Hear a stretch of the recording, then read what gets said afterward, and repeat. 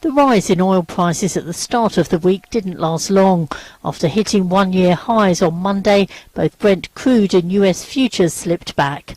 Markets unconvinced a long-awaited deal between the Saudi-led OPEC cartel and its non-OPEC members over output will ever be reached. Iran, whose economy is heavily reliant on oil, is a firm no. Russia a maybe.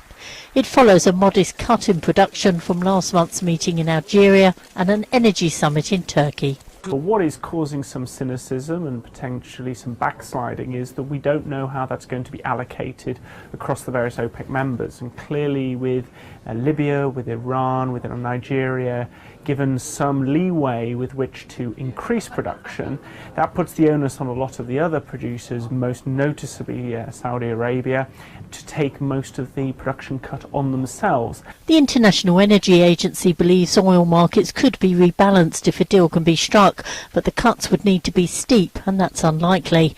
Even though President Putin seems to be warming to a production cap, Rosneft, Russia's main energy supplier, isn't. I think the pressure remains on the oil price, and there's a lot of wishful thinking in the market right now for higher prices, both to address the problems of free cash flow amongst the oil majors, but also shore up some of the balance sheets of oil-dependent governments. OPEC's next meet-up is in November, where the delicate matter of how much each of its members will produce will, it's hoped, finally be decided.